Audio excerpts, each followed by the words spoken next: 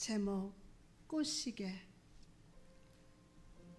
시간은 흐르고 순간들은 잊혀져도 추억은 생명 머금은 한 방울이 되어 메마른 내 마음을 촉촉히 적셔줍니다. 눈을 뜨고 마음을 보세요. 잊혀진 것 같았던 하루하루 섭리를 머금은 잎사귀 되어 당신 그토록 그리워하는 초장 위에 피어 있을 테니까요. 시간은 흐르고 순간들은 잊혀져도 언제나 꽃피운 인생 그 향기가 그립다. 할렐루야. 인생이라는 광야에서 불기둥과 구름기둥으로 지켜주시고 오늘 은혜의 장막으로 인도하신 하나님을 찬양합니다. 오늘 성령께서 불의 혀 같은 충만으로 임하셔서 저희 입술을 통해서 하나님의 말씀을 보내시고 우리로 성령의 능력과 지혜로 충만케 하시기를 축복합니다. 미국 뉴욕에 사는 한 청년이 인디안 친구와 함께 뉴욕의 거리를 걷고 있었습니다. 우리가 남대문 그리고 신촌거리 그 다음에 강남 그런 데 걸어 다니면 이 자동차 소리와 사람들의 목소리 때문에 굉장히 시끄러운 것처럼 그들이 걷고 있던 거리는 몹시 시끄럽다고 합니다. 그런데 인디안 청년이 갑자기 잠깐만 어디서 귀뚜라미 우는 소리가 들린다? 라고 합니다. 그러자 친구는 놀라면서 아니 너 그게 말이나 되니? 이 시끄러운 데서 무슨 귀뚜라미 소리야? 라고 했습니다.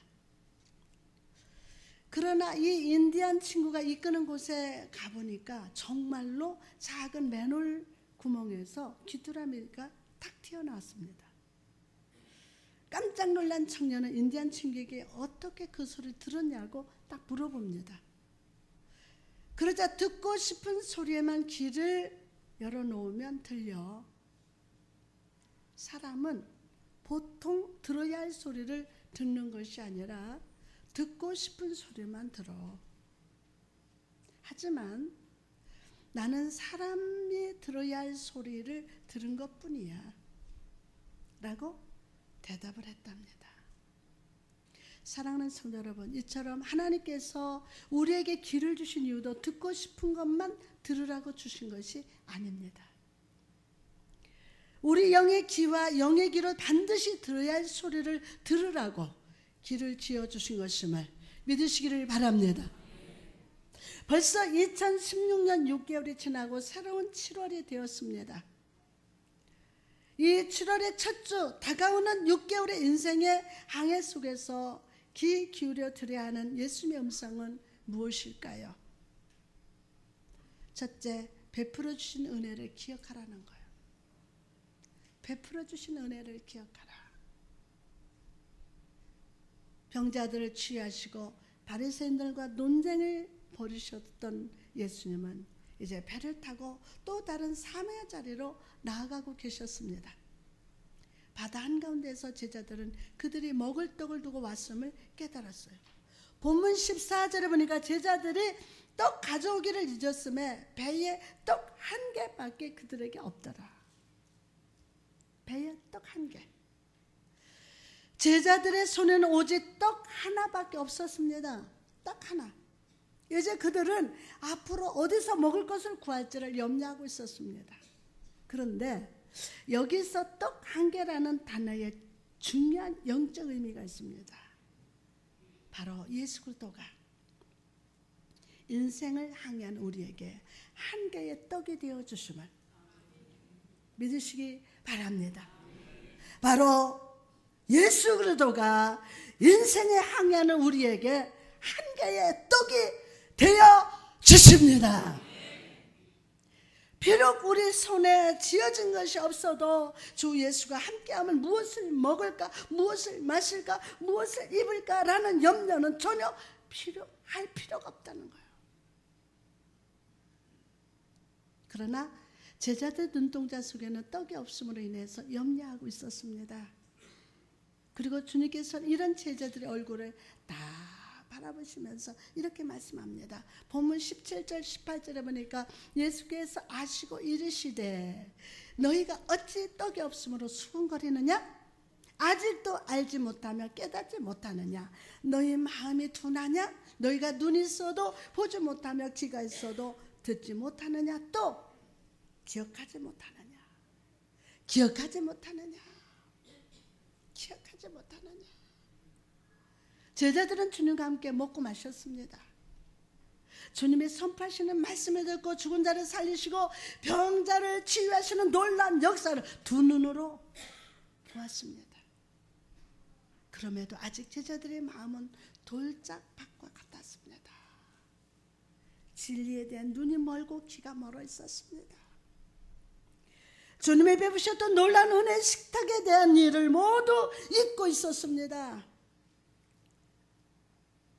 그래서 예수님께서 제자들이 잊고 있었던 축복의 순간들을 떠올리게 하십니다. 19절 21절에 보니까 내가 떡 5개를 5,000명에 떼어줄 때에 조각 몇 바구니를 거두었더냐? 이르되 12이다. 또 7개를 4,000명에게 떼어줄 때에 조각 몇 광주리를 거두었더냐? 이르되 7이다. 이르시되 아직도 깨닫지 못하느냐 하시니라. 5병이어와 7병이의 기적을 본 제자들, 그러나 아직 예수 그리스도가 주님이시며 공급하시는 여호와 일의 하나님의 되심을 믿지 못하는 제자들 향해서 아주 안타깝게 질문하고 계십니다. 이 음성을 들으시기를 바랍니다. 여러분, 우리는 오늘 맥주감사주일 예배를 드리고 있습니다. 지난 6개월간 하나님이 여러분의 삶과 가정, 자녀들과 사업, 직장 속에 부어주셨던 은혜와 사랑을 생각해 봅시다. 우리 손에 들려있던 것은 물고기 2마리와 보리떡 5개가 아니었습니까? 그럼에도 오늘까지 은혜 위에 은혜로 복의 복으로 채워주셨습니다. 이 은혜 감사합시다. 그러나 여러분, 저는 과거에 주셨던 은혜와 축복을 기억하는 것으로 멈추지 않기를 소원합니다. 그 자리에 멈추지 않기를. 왜냐하면 우리 앞에는 더욱 힘써 노를 저어야 할 넓고 넓은 인생의 바다가 펼쳐져 있기 때문이에요. 다가오는 6개월 떡을 가져오지 않아서 염려했던 제자들과 같이 염려하고 두려워하지 마십시오. 오히려 내 인생의 배에 생명의 떡이요 축복의 근원 되신 예수 그리스도가 함께 하심으로 인하여 담대하고 감사하는 자가 되시기를 주님의 이름으로 축원합니다. 심리학 용어 중에 고착이라는 말이 있습니다. 고착. 입으로 엄지손가락을 빨다거나 인형이 없이는 잠을 못 자다거나 하는 행동을 성인이 되어서도 계속하는 것을 고착 현상이라고 합니다. 이 행동을 하지 않으면, 이 물건이 없으면 마음이 불안해져서 견딜 수가 없다는 것입니다. 그런데 여러분, 저는 많은 성도들이 바로 이런 영적 고착 형상을 겪고 있다고 믿습니다. 예수 그리스도가 임마누엘로 우리와 함께 하시고 우리의 기도에 귀를 기울이시며 모든 부족 위에 풍족으로 채워 주실 수 있는데도 다가오는 미래를 염려하고 주님이 아니라 물질을 붙들고 내 힘을 붙들고 사람들을 붙듭니다. 집착하고 살아갑니다. 그런데 여러분, 물질이, 내 힘이, 사람이 우리에게 진정 위로와 만족을 줄 수 있습니까?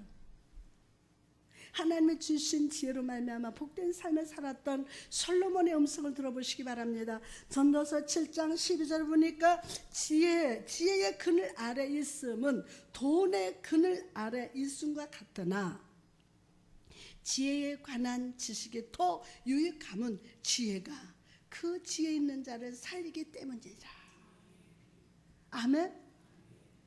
솔로몬의 인생을 살면서 돈의 그늘 아래 있어 보고 지혜라는 그늘에 있어 보았지만 그는 지혜의 그늘 아래 거하기를 선택하겠다고 고백하는 거예요. 돈의 그늘 안에 이걸 선택한 게 아니라 지혜의 그늘 아래 거하겠다고 선택하는 거예요. 왜 그렇습니까? 그 지혜가 지혜 있는 자를 살리기 때문이에요. 그 지혜가 바로 생명을 주더라는 것입니다. 지혜의 근원 되신 하나님의 손길에 붙들려 있을 때 진정 살아나는 역사, 생명의 역사가 나타납니다. 여러분, 저는 오늘 여러분이 불신과 염려의 장막에 나와서 다시 한번 오늘 여러분이 불신과 염려의 장막에서 나와서 생명의 근원, 지혜의 근원, 축복의 근원 대신 하나님을 바라보시기 바랍니다. 고린도후서 1장 3절을 보니까 찬송하리로다. 그는 우리 주 예수 그리스도의 하나님이시요 자비의 아버지시요 모든 우위로의 하나님이시며 아멘. 여러분, 여기서 바울은 하나님을 자비의 아버지가 되신다고 고백합니다. 여기서 자비는 히브리어로 레헴이라고 하는데 이것은 여자의 자궁을 의미합니다. 자, 여자의 자궁은 어떻습니까?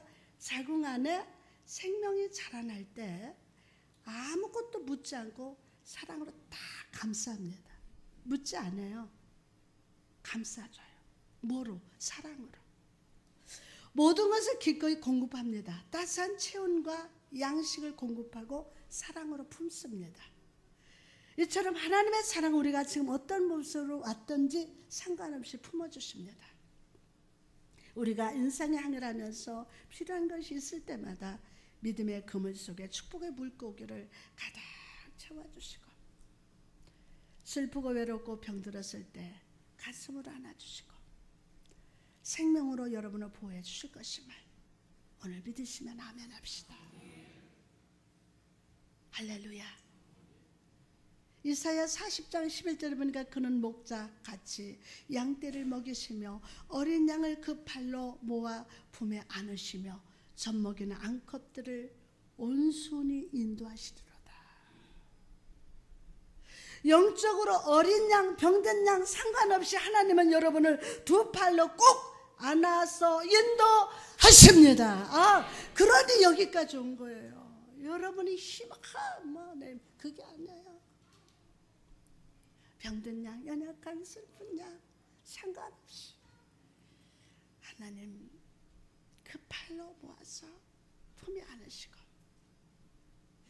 온순하게, 교만하게 아니에요. 온순히 인도하시도다. 특히 젖먹이는 어린 양과 같이 예민하고 연약한 양에 더 관심을 갖고 인도해 주십니다. 사랑하는 여러분, 오늘 이 하나님이 여러분과 함께 하심을 믿으시기 바랍니다. 하늘에 계신 우리 아버지가 임마누엘로 오셔서 우리 인생의 배에 함께 가고 계심을 사실로 믿으시기 바랍니다. 사실로 믿으시기 바랍니다. 그리고 이 아름다운 소식을 기쁨으로 전하는 자가 되시기를 주님의 이름으로 축원합니다. 이사야 40장 9절에 보니까 아름다운 소식을 시온에 전하는 자여 너는 높은 산에 오르라. 아름다운 소식을 예루살렘에 전하는 자여 너는 힘써 소리를 높이라. 두려워하지 말고 소리를 높여 유다의 성들에게 이르기를 너희 하나님을 보라 하라. 너희 하나님을 보라. 2016년 남은 한 해 여러분의 입술로 더러운 소식, 악한 소식, 저주의 소식을 전하지 말고 거짓된 소리 전하지 말고, 여러분은 내 생각 일선적으로는 이것이 맞는 것 같지만 아닙니다. 여러분 입술로 더러운 소식, 악한 소식, 저주의 소식을 전하지 말고 거짓된 소식을 전하지 말고, 여러분의 삶과 가정을 향해서, 자녀를 향해서 아름다운 소식, 복된 소식, 생명의 소식을 선포합시다. 그럴 때 지옥이 변하여 천국이 되고, 절망이 변하여 희망이 되고, 염려가 변하여 축복이 될 줄 믿습니다. 자, 다음으로 인생의 항해 속에서 귀를 기울여 들어야 하는 예수님의 음성은 무엇일까요? 두 번째로 외식하는 믿음을 주의하라는 거예요. 무슨 믿음? 여러분, 제자들이 떡이 없음으로 인해서 염려하고 있을 때 예수님은 제자들에게 중요한 가르침을 주실 기회를 삼으시고 이렇게 말씀을 하십니다. 본문 15절에 보니까 예수께서 경고하여 이르시되 상가 바리새인들의 누룩과 헤롯의 누룩을 주의하라 하시네요. 주님은 바리새인들과 헤롯을 예를 드시면서 이들의 누룩을 주의하라고 하십니다. 여러분, 누룩이 무엇입니까? 누룩은 떡을 만들거나 빵을 만들 때 넣으면 반죽 크게 부풀리는 역할을 하는 재료입니다. 누룩을 넣은 떡이 크게 부풀어 오르는 것처럼 너희는 바리새인과 헤롯의 믿음을 본받지 말라는 거예요. 바리새인들은 어떤 사람들입니까? 하나님의 말씀을 가장 잘하고 잘 지키며 사랑한다고 말은 하지만 실제 그들의 믿음은 해칠한 무덤과 같이 썩어져 있었고, 사람들 앞에서 자기의 의를 드러내기를 기뻐하는 외식적인 믿음이었습니다. 헤롯이 누굽니까? 이들은 당시 유대를 다스리던 헤롯을 신봉하던 사람들로 물질을 사랑하고 자기의 유익만 생각하던 기회주의자들이었습니다. 예수님께서는 주님의 제자들 이런 부풀어진 믿음, 외식하는 믿음, 물질만 바라보는 자가 되지 않도록 사랑으로 경고하셨던 겁니다. 사랑으로. 여러분, 이 부풀어진 믿음, 외식하는 믿음은 2016년 남은 6개월을 사는 데 있어서 반드시 버려야 하는 모습인 줄 믿습니다.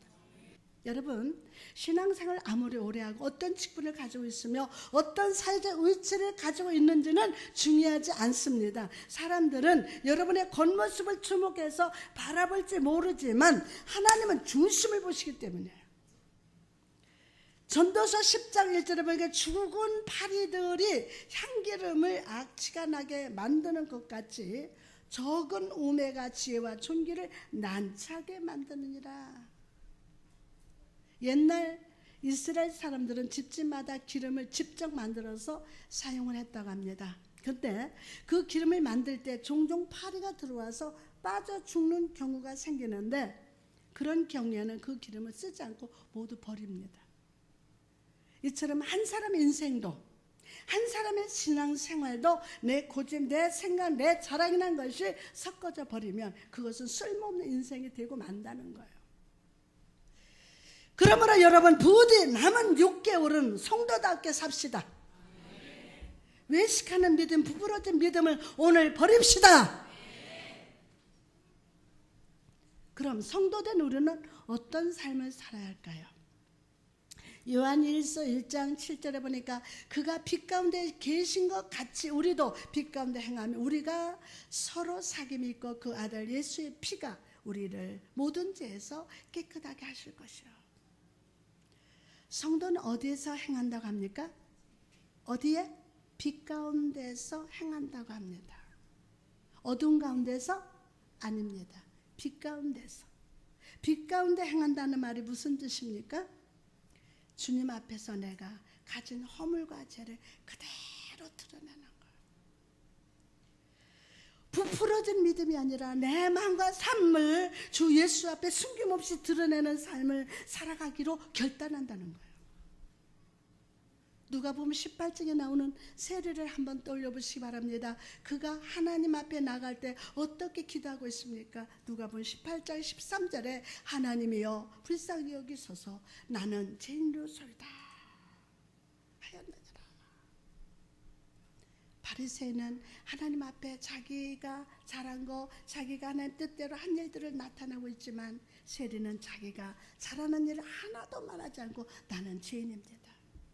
나는 감히 주를 바라볼 수 없는 자입니다라고 고백하고 있습니다. 그리고 예수 그리스도는 바리새인이 아니라 이 세리를 의롭다고 인정해 주셨습니다. 여러분, 저는 우리 교회 모든 성도들이 이 세리와 같이 주님께 인정받는 자 되시기를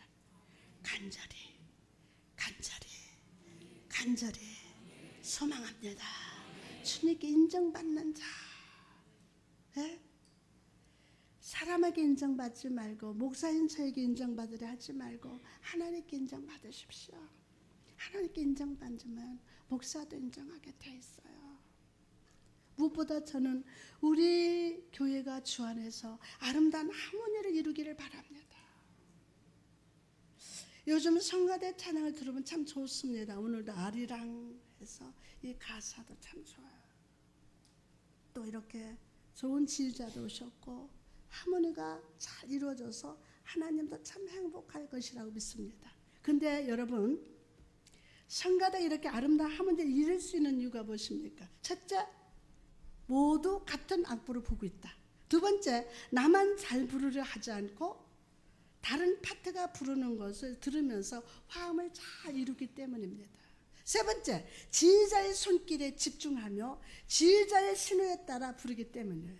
그래서 이게 하모니 이루는 거예요. 이처럼 우리가 신앙생활을 하면서 아름다운 하모니를 이루기 위해서는 하나님의 말씀이라는 악보를 잘 봐야 돼요. 또한 나의 목소리, 내 생각을 내세우려 하지 말고 다른 사람의 목소리에 귀를 기울이면서 합창을 하는 마음을 받아들이고 들어줘야 할 줄 믿습니다. 세 번째, 지휘자의 손길에 따라서 움직이듯 먼저는 주님께서 세우신 주의 종을 신뢰하고 예수 그리스도의 인도하심에 순종하기를 축복합니다. 저도 연약한 인간이고 단점도 많고 부족함도 많지만 그 무엇보다 성도 여러분을 사랑하고 섬깁니다. 중보기도 합니다. 그러니 이제 우리 불협화음을 내지 말고 예수 그리스도를 바라보며 함께 믿음으로 걸어갑시다. 이 눈에 아무 증거 보이지 않아도 우리 함께 손을 잡고 예수 그리스도를 따라갑시다. 그럴 때 주님께서 빛 가운데 행하는 우리를 찾아와 주시고 우리와 교제해 주실 줄 믿습니다. 겸손히 죄를 고백하는 여러분을 인정해 주시고 우리가 하나 되어 드리는 찬양을 들으시고 복의 복으로 부어주실 줄 믿습니다. 남은 2016년 한 해 여러분의 삶과 가정을 지켜주시고 생명으로 복으로 은혜로 가득 채워주실 줄 믿으시면 아멘 합시다. 할렐루야. 성령 그렇게 기름 부으시고 축복하여 주옵소서. 이제 말씀을 마치고자 합니다. 2016년 나머지 6개월을 살며 기억해야 할 주님의 음성은 무엇입니까? 첫째로 베풀어 주신 은혜를 기억하라는 음성입니다. 베풀어 주신 은혜를. 주님은 우리 인생의 배에 한 개의 떡과 같으십니다. 이것은 주 예수가 함께 하시면 부족한 것이 없이 풍성한 공급이 약속되었다는 뜻입니다. 지난 6개월간 우리와 임마누엘과 함께 하시고 채워주신 주님께 감사합시다. 또한 그 주님이 나의 남은 인생에도 함께 하시고 채워주실 걸 믿고 기대합시다. 여러분, 사람 붙들지 말고 세상을 붙들던 손을 거두고 하늘을 붙듭시다. 그럴 때 궁일에 풍성하신 우리 주님께서 여러분을 품어주시고 인생의 그물 속에서 풍성한 축복의 물고기로 잡아주실 줄 믿습니다. 불평하던 입술을 거두고 여러분의 삶과 가정을 향하여 자녀들을 향하여 아름다운 소식, 복된 소식, 생명의 소식을 선포합시다. 두 번째, 부풀어진 믿음이 아니라 빛 가운데 행하는 성도, 영적 하모니를 이루며 살아가시기 바랍니다. 세리와 같이 겸손히 은혜를 구하며 중심으로 주님께 나갑시다. 성가대가 같은 악보를 바라보면서 화음을 맞추고 지휘자에게 시선을 고정하듯이 오늘 우리에게 말씀을 보내시는 주의 음성에 마음을 고정하고 부족한 종을 신뢰해 주시고 내 목소리를 내세우기 전에 서로를 믿음으로 받아들여 주시기 바랍니다.